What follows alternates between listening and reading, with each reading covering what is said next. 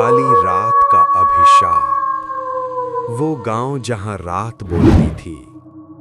उत्तर प्रदेश और मध्य प्रदेश की सीमा पर घने जंगलों और सूखे खेतों के बीच बसा था एक छोटा सा गांव, कुंजरपुर। दिन में ये गांव बिल्कुल साधारण लगता था। कच्चे रास्ते, मिट्टी के घर, पीपल और बरगद के पुराने पेड़ और दूर दूर तक फैले खेत। लेकिन जैसे ही सूरज ढलता, कुंजरपुर की हवा बदल जाती। यहाँ रात शांत नहीं होती थी, रात सांस लेती थी। गांव के लोग सूरज ढलते ही अपने दरवाजे बंद कर लेते। बच्चों को बाहर निकलने की सख्त मनाही थी, खास तौर पर अमावस की रात। उस रात कोई दिया नहीं जलाता, कोई बाहर नहीं जाता और कोई सवाल नहीं करता, क्योंकि जो सवाल करता वो अगली अमावस तक जिंदा नहीं रहता। शहर से आया आरव मल्होत्रा, उम्र 27 साल, दिल्ली का रहने वाला, पेशे से हॉरर कंटेंट क्रिएटर। उसे डर से प्यार था, या यूं कहें डर को कैमरे में कैद करने का जुनून। जब उसे कुंजरपुर की कहानी पता चली, उसने तुरंत तय कर लिया।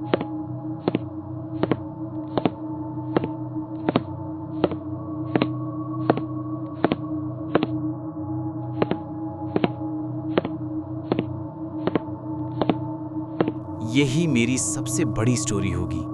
गांव पहुंचते ही आरव को अजीब सी बेचैनी महसूस हुई।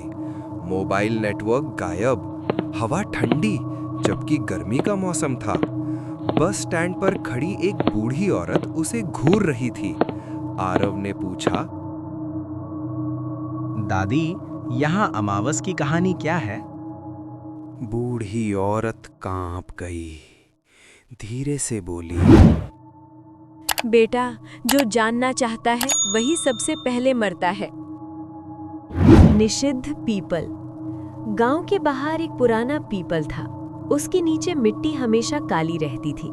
कहते थे वहां कभी कुछ उगता नहीं। मैं अमावस की रात वहीं कूदा। गांव के प्रधान ने बहुत रोका। बेटा, पैसा चाहिए तो ले लो, लेकिन उस पेड़ के पास मत जाना। आरव हंस पड़ा। डर तो बस दिमाग का वहम है। रात 11:47 बजे, अमावस का अंधेरा। आरव ने कैमरा ऑन किया। अचानक छन छन, पायल की आवाज। आरव ने पीछे मुड़कर देखा, कुछ नहीं, लेकिन कैमरे की स्क्रीन में पीपल के नीचे एक औरत खड़ी थी, बिना चेहरे की औरत। वो औरत सफेद साड़ी में थी, उसके बाल जमीन तक फैले थे। धीरे धीरे वो आगे बढ़ी। आरव की सांसें तेज हो गईं। उसने पूछा, कौन हो तुम? आरव डर के मारे गांव भागा। गांव के सबसे पुराने आदमी रामस्वरूप ताऊ ने सच बताया। 30 साल पहले इसी गांव में एक लड़की रहती थी, ललिता। गरीब परिवार, शादी तय हुई, दहेज कम था। अमावस की रात दूल्हे और गांव वालों ने मिलकर ललिता को पीपल के नीचे जला दिया। मरते वक्त वो चिल्लाई और बोली, मेरी आत्मा तब तक भटकेगी जब तक हर अमावस एक कर्ज नहीं चुका दिया जाएगा। उस रात के बाद गांव से हर अमावस कोई गायब होने लगा। अमावस की आखिरी घड़ी, आरव ने सोचा। मैं सब रिकॉर्ड करूंगा और भाग जाऊंगा। लेकिन रात 3 बजे उसके कमरे का आईना अपने आप फट गया। आईने में ललिता खड़ी थी। अब उसका चेहरा दिखाई दे रहा था, जला हुआ, काला और आंखों से खून टपकता हुआ। मेरी कहानी सुनाने आया था, अब मेरी कहानी का हिस्सा बनेगा। आरव चीख भी नहीं पाया। सुबह गांव के लोग पहुंचे। आरव गायब था, बस उसका कैमरा मिला। आखिरी फुटेज में पीपल के नीचे अब 2 साए खड़े थे। आज भी कुंजरपुर में अमावस की रात पीपल के नीचे पायल की आवाज आती है और लोग कहते हैं, ललिता अब अकेली नहीं है। ये है किशन, जो एक उत्साहित और तार्किक युवक था। अपनी यूनिवर्सिटी की रिसर्च के सिलसिले में एक सुदूर गांव रामपुर आया था। ये हरि काका का घर था। हरि काका किशन के पिता के पुराने दोस्त थे और उन्होंने ही किशन के रहने का इंतजाम किया था। घर के अंदर जाते समय किशन की नजर दरवाजे पर पड़ी। दरवाजे की चौखट के ऊपर एक काला पट्टा बंधा हुआ था। उस पर कुछ अजीब से प्रतीक बने हुए थे जो समझ से बाहर थे। लेकिन सबसे अजीब बात यह थी कि उस काले पट्टे के एक छोर पर एक लाल रंग की छोटी सी पोटली लटक रही थी जिसे कसकर बांधा गया था। किशन ने सोचा शायद यह किसी तांत्रिक का टोटका होगा, लेकिन जैसे ही वह अपने कमरे की खिड़की से बाहर झांका, उसने देखा कि सामने वाले घर पर भी वैसा ही पट्टा बंधा है। उसने सड़क पर नजर दौड़ाई। तीसरे घर पर भी वही, चौथे पर भी वही। पूरे गांव के हर घर के मुख्य द्वार पर वह काला पट्टा और लाल पोटली लटकी हुई थी। अजीब है, नजर सुरक्षा के लिए नींबू मिर्ची सुना था, ये क्या नई बला है। अगली रात को किशन गांव का मुआयना करने निकल पड़ा। घूमते घूमते किशन को थकान महसूस हुई तो वह गांव के चौराहे पर बनी एक छोटी सी चाय की टपरी पर रुक गया। चाय वाला एक बूढ़ा आदमी था। वहां एक बेंच पर एक अधेड़ उम्र का आदमी बैठा चाय की चुस्कियां ले रहा था। किशन ने चाय का ऑर्डर दिया और उस आदमी के पास जाकर बैठ गया। नमस्ते अंकल। किशन ने बात शुरू की। मेरा नाम किशन है, मैं शहर से आया हूँ। उस आदमी ने किशन को ऊपर से नीचे तक देखा और हल्का सा सिर हिलाया। किशन से रहा नहीं गया। उसने पूछा, अंकल, मैंने कल से एक अजीब बात नोटिस की है। आपके गांव में हर घर के दरवाजे पर वो काला पट्टा क्यों बंधा हुआ है? जैसे ही किशन ने यह सवाल पूछा, चाय वाले के हाथ रुक गए। बेंच पर बैठा आदमी अपनी चाय का कप नीचे रखते हुए किशन की आंखों में घूरने लगा। वो पट्टा, क्या उस पर कुछ लिखा हुआ है? किशन ने अपनी जिज्ञासा जारी रखी। और वो लाल पोटी? उस आदमी ने एक गहरी सांस ली और कहा, ये हमारे गांव का पुराना रिवाज है, बरसों से चला आ रहा है। रिवाज? मतलब ये नजर से बचाने के लिए बांधा है क्या, जैसे शहरों में लोग करते हैं? उस आदमी ने किशन की तरफ देखा। उसकी आंखों में एक अजीब सा डर और चेतावनी का मिश्रण था। उसने रूखे और सख्त लहजे में कहा, सिर्फ नजर बचाने के लिए नहीं है बेटा, बल्कि नजर वालों को बांधने के लिए है। किशन हक्का बक्का रह गया। बांधने के लिए? किसे? लेकिन उस आदमी ने जवाब नहीं दिया। उसने अपनी चाय के पैसे मेज पर रखे और बिना पीछे मुड़े तेजी से वहां से चला गया। किशन वहां बैठा सोचता रहा। नजर वालों को बांधने के लिए, इसका क्या मतलब हो सकता है? चाय पीकर किशन आगे बढ़ा। उसका दिमाग उसी काले पट्टे और उस आदमी के अजीब जवाब में उलझा हुआ था। गांव के बीचों बीच एक पुराना बरगद का पेड़ था। उसके नीचे गांव के बुजुर्ग अक्सर बैठा करते थे। वहां एक बुजुर्ग बाबा बैठे थे। उनकी सफेद दाढ़ी थी और उनके हाथ में एक लकड़ी की छड़ी थी। वे कुछ बुदबुदा रहे थे। किशन उनके पास गया। बाबा प्रणाम। बाबा ने धीरे से उसकी तरफ देखा। उनकी आंखें धुंधली थी, लेकिन उनमें एक गहरा सागर जैसा ठहराव था। जीते रहो बेटा। बाबा की आवाज कामपती हुई, लेकिन स्पष्ट थी। किशन ने अपना परिचय दिया। बाबा, मैं हरि काका के घर रुका हूँ। मैं यहाँ रिसर्च करने आया हूँ। मुझे यहाँ के रीति रिवाजों के बारे में जानना है। किशन ने वही सवाल दोहराया जो उसके दिमाग में घूम रहा था। बाबा, मुझे उन काले पट्टों के बारे में जानना है जो हर घर पर बंधे हैं। वो चाय वाले अंकल ने कहा कि ये किसी को बांधने के लिए है। मुझे तो ये सब अंधविश्वास लगता है। भला एक काले कपड़े और लाल पोटली से क्या हो सकता है? बाबा के चेहरे के भाव बदल गए। उनका शांत चेहरा अचानक कठोर हो गया। अंधविश्वास? बाबा की आवाज में एक कड़कड़ाहट आ गई। बेटा, तुम शहर के पढ़े लिखे लोग हर चीज को विज्ञान की कसौटी पर तौलते हो, लेकिन कुछ ताकतें ऐसी होती हैं जो विज्ञान की समझ से परे हैं। किशन कुछ बोलने वाला था, लेकिन बाबा ने हाथ उठाकर उसे चुप करा दिया। ये अंधविश्वास नहीं है, ये बचाव है। ये लक्ष्मण रेखा है जो हमें उस काली दुनिया से अलग रखती है। तुम यहाँ नए हो, नादान हो। भले ही तुम इस बात को न मानो, अपनी किताबों में इसे झूठ लिख दो, लेकिन मेरी एक बात गांठ बांध लो, भूल कर भी चाहे कुछ भी हो जाए, उस पट्टे को कभी छेड़ना मत, न छूना न हटाना। बाबा की आंखों में ऐसा खौफ था जो शायद उन्होंने सालों पहले महसूस किया होगा। किशन समझ गया कि अब और सवाल पूछना बेकार है। बाबा का गुस्सा और डर साफ बता रहा था कि यह कोई मामूली बात नहीं है। जी बाबा, मैं ध्यान रखूंगा, किशन ने कहा और वहां से उठ गया। लेकिन उसके मन में जिज्ञासा की आग और भड़क गई थी। आखिर ऐसा क्या है उस पट्टे में जिससे पूरा गांव डरता है? रात हो चुकी थी। हरि काका के घर में सब सो चुके थे। किशन को ऊपर वाला कमरा दिया गया था। रात के सन्नाटे में बाहर झींगुरों की आवाज गूंज रही थी। किशन बिस्तर पर लेटा करवटें बदल रहा था।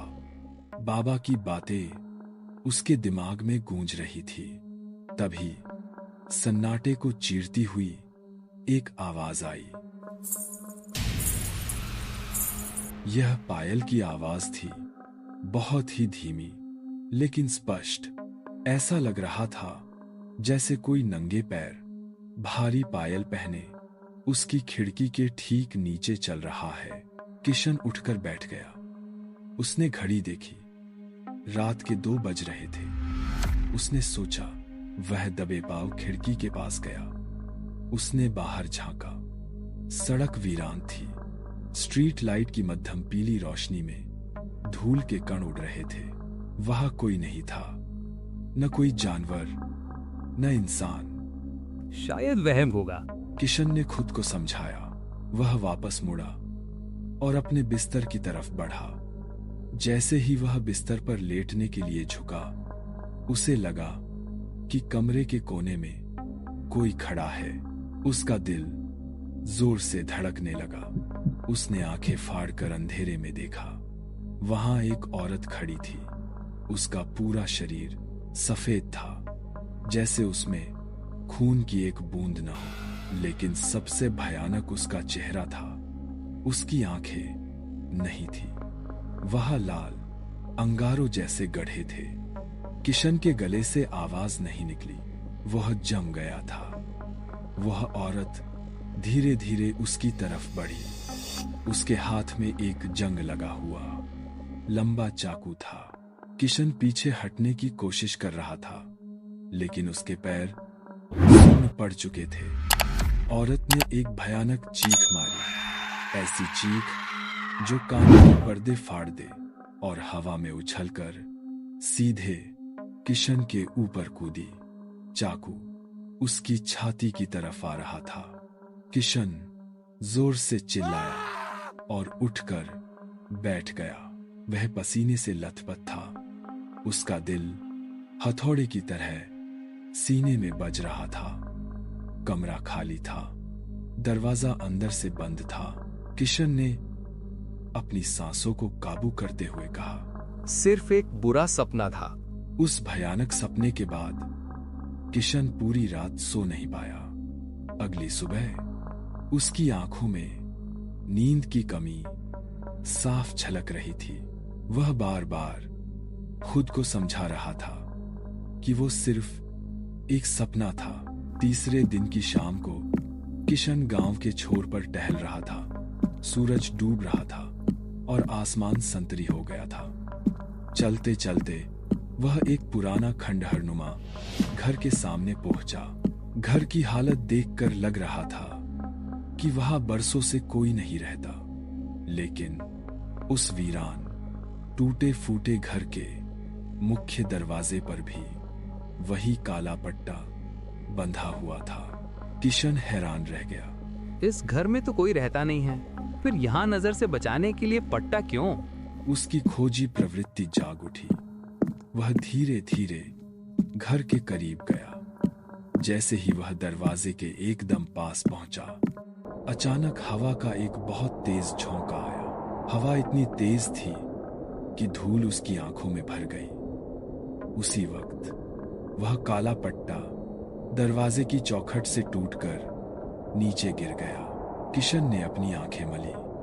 उसने नीचे देखा। पट्टा उसके पैरों के पास पड़ा था। उसने चारों तरफ देखा। वहां दूर दूर तक कोई नहीं था, सिर्फ वह और वह वीरान घर। कोई देख नहीं रहा।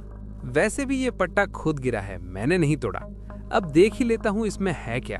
उसने कांपते हाथों से उस काले पट्टे को उठाया। पट्टे के एक छोर पर वही लाल पोटली थी। किशन ने पोटली की गांठ खोलने की कोशिश की। धागा बहुत पुराना था, इसलिए आसानी से टूट गया। उसने पोटली को अपनी हथेली पर उल्टा किया। अंदर से कुछ छोटी छोटी सफेद चीजें और राख जैसी धूल निकली। किशन ने ध्यान से देखा। वे हड्डियां थी, बहुत छोटी हड्डी, किसी इंसान की नहीं बल्कि किसी छोटे पक्षी की। और उन हड्डियों के बीच एक चिड़िया का सिर था। वह सिर अभी भी पूरी तरह नहीं सड़ा था। उसकी खाल सूखी हुई थी और उसकी आंखें खुली थी। वे छोटी, काली, पथराई हुई आंखें सीधे किशन को घूर रही थी। किशन को एक अजीब सी घिन आई। हे भगवान, ये लोग कितने जाहिल और अंधविश्वासी हैं। बेचारी चिड़िया को मारकर उसकी पोटली बना दी। इसे टोटका कहते हैं। ये तो क्रूरता है। किशन एक एनिमल लवर था। उसे बहुत गुस्सा आया। इस बेचारी चिड़िया की आत्मा को मुक्ति मिलनी चाहिए, उसने सोचा। पास में ही एक छोटी नदी बह रही थी जो गांव के नाले से मिलती थी। किशन उस पोटली और हड्डियों को लेकर नदी किनारे गया और उसने उन हड्डियों को पानी में बहा दिया। हड्डियां बहते हुए पानी में डूब गईं। किशन को लगा उसने बहुत अच्छा काम किया है। उसने हाथ झाड़े और वापस हरी काका के घर की तरफ चल पड़ा। उस रात किशन ने भरपेट खाना खाया और जल्दी सो गया। दिन भर की थकान और मन की संतुष्टि के कारण उसे गहरी नींद आ गई। रात के करीब 3 बजे का समय था। नींद में किशन को अचानक लगा कि उसकी छाती पर बहुत भारी वजन रखा है। उसे सांस लेने में दिक्कत होने लगी। उसका दिमाग जाग गया, लेकिन शरीर नहीं हिला। किशन सांस खींचने की कोशिश कर रहा था, लेकिन हवा उसके फेफड़ों तक नहीं पहुंच रही थी। उसका गला घुट रहा था। उसने अपनी पूरी इच्छा शक्ति बटोरी। उसने अपने मन में भगवान को याद किया और पूरी ताकत लगाकर अपने शरीर को झटका दिया। जोरदार चीख के साथ किशन उठकर बैठ गया। वह जोर जोर से खांसने लगा। उसका गला बुरी तरह दुख रहा था। उसकी चीख इतनी तेज थी कि नीचे सो रहे हरी काका की नींद खुल गई। वे दौड़ते हुए ऊपर आए। किशन, बेटा क्या हुआ? काका ने पूछा। उनके हाथ में लालटेन थी। किशन बिस्तर पर बैठा कांप रहा था। वह पसीने में तरबतर था। उसने अपनी गर्दन पर हाथ रखा। काका, वो कोई मेरे ऊपर बैठा था। मेरा गला दबा रहा था। मेरी आवाज नहीं निकल रही थी। किशन ने हांफते हुए बताया। शांत हो जा बेटा, शायद कोई बुरा सपना होगा। लेकिन काका की नजर किशन की गर्दन पर पड़ी। वहां लाल रंग के उंगलियों के निशान थे। 5 उंगलियों के निशान।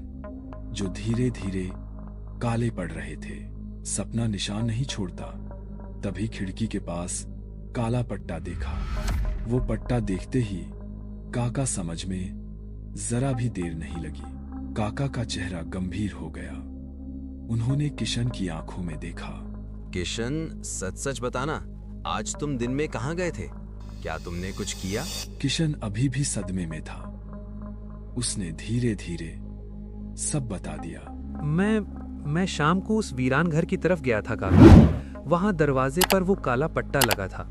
हवा से वो गिर गया। मैंने उसे देखा। उसमें एक मरी हुई चिड़िया की हड्डियां थीं। मुझे बहुत बुरा लगा, इसलिए मैंने उसे नदी में बहा दिया।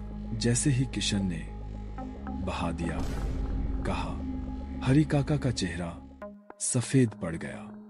उनकी आंखों में गुस्सा और खौफ दोनों एक साथ उमड़ पड़े।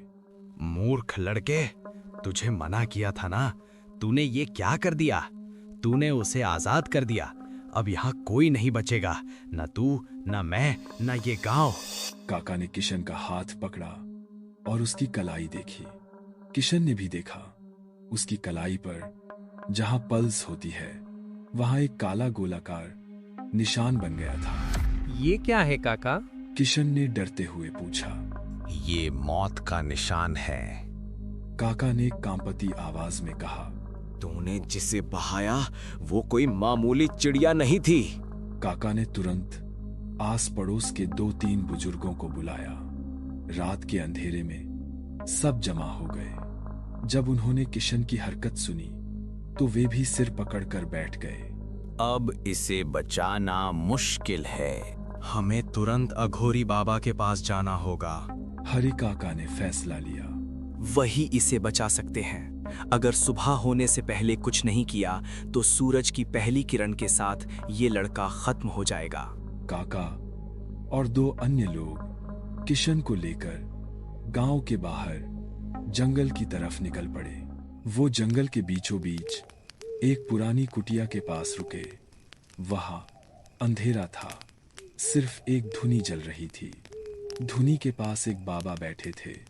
उन्होंने बिना देखे ही कह दिया, ले आए मौत को साथ में। हरि काका और किशन दौड़कर बाबा के चरणों में गिर पड़े। बाबा, इस नादान से बहुत बड़ी गलती हो गई, इसे बचा लीजिए। मूर्ख बालक, तुमने चिड़िया को नहीं, प्रलय को आजाद किया है। बाबा ने किशन का हाथ खींचा और उस काले निशान पर एक अजीब सा भस्म लगाया। किशन चीख पड़ा। उसे लगा जैसे उसकी कलाई पर तेजाब डाल दिया गया हो। ये निशान उस चिड़िया का मुहरा है। वो चिड़िया सिर्फ एक शरीर थी। असल में उसके अंदर एक डायन की आत्मा कैद थी। डायन? किशन ने दर्द से कराहते हुए पूछा। बाबा ने बताया, उसका नाम मीनाक्षी था। कुछ साल पहले वो इसी गांव में रहती थी। वो एक तांत्रिक थी जो अमर होना चाहती थी। उसने गांव के बच्चों की बलि देना शुरू कर दिया था। जब गांव वालों को पता चला तो उन्होंने उसे जिंदा जला दिया था। हरि काका ने आगे जोड़ा, लेकिन मरने से पहले उसने अपनी आत्मा को अपनी पाली हुई काली चिड़िया में स्थानांतरित कर लिया था। गांव के पुराने पुजारी ने उस चिड़िया को पकड़कर उसकी हड्डियों को मंत्रों से बांधकर उस पोटली में कैद कर दिया और उस पोटली को उसी के घर के दरवाजे पर बांध दिया ताकि वो कभी बाहर ना आ सके। उस दिन से उससे बचने के लिए हम सब अपने घरों पर वैसे ही काले पट्टे बांधने लगे। ये एक चेतावनी भी थी और सुरक्षा भी। बाबा ने किशन की आंखों में देखा और बोले, तुमने उस पोटली को खोलकर और हड्डियों को पानी में बहाकर उसे बंधन मुक्त कर दिया है। अब वो आजाद है और सबसे पहले वो तुम्हें ढूंढेगी क्योंकि तुमने ही उसे छुआ था। तो अब क्या होगा बाबा? किशन ने घबरा कर पूछा। बाबा ने गंभीर होकर कहा, मारना तो बहुत छोटी बात है। वो तुम्हारे शरीर पर कब्जा करना चाहती है। वो दोबारा जीना चाहती है। आज रात अमावस की रात है। उसकी शक्ति अपने चरम पर होगी। हमें उसे वापस कैद करना होगा इससे पहले कि वो पूरी तरह तुम्हारे अंदर समा जाए। मेरे पास एक उपाय है, लेकिन इसमें जान का खतरा है। अगर तुम डरे या तुमने मेरा कहा नहीं माना तो हम सब मारे जाएंगे। बाबा ने जमीन पर 3 बड़े घेरे बनाए। पहला घेरा सबसे छोटा, जिसमें किशन को बैठने को कहा गया। दूसरा घेरा खाली रखा गया, जो किशन और बाबा के बीच था। तीसरा घेरा सबसे बड़ा, जिसमें बाबा खुद बैठे। बाबा ने किशन को चेतावनी दी।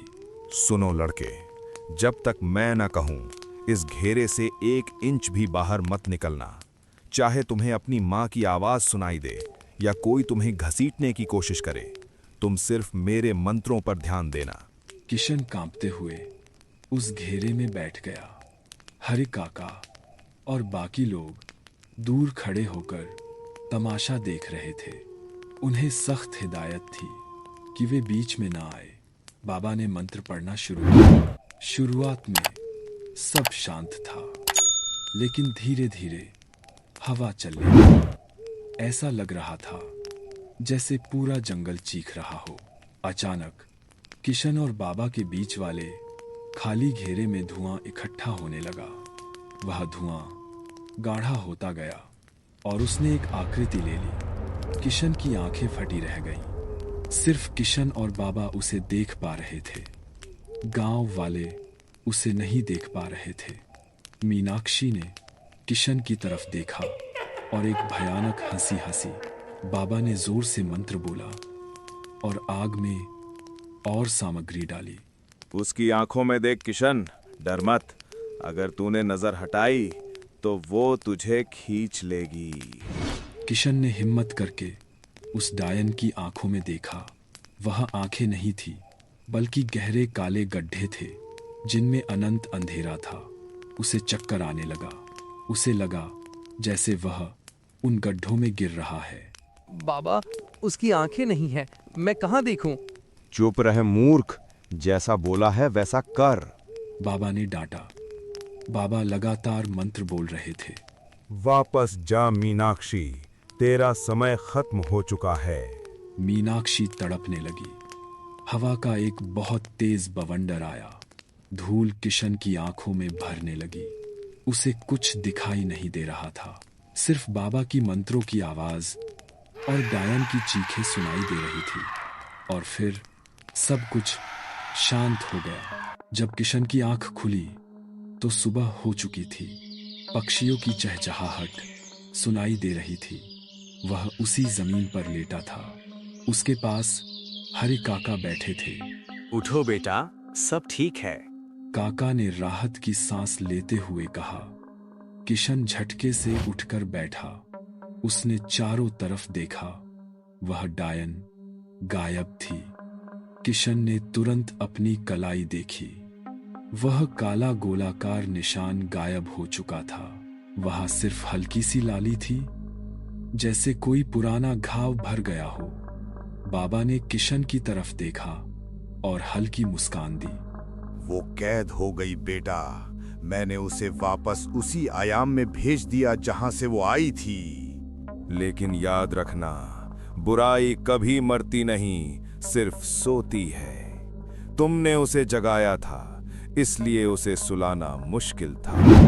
बाबा, मुझे माफ कर दीजिए। मैंने अपनी होशियारी में सबकी जान जोखिम में डाल दी थी। जाओ बेटा, और अपनी दुनिया को बता देना कि हर चीज का जवाब विज्ञान के पास नहीं होता। कुछ दरवाजे बंद ही अच्छे लगते हैं।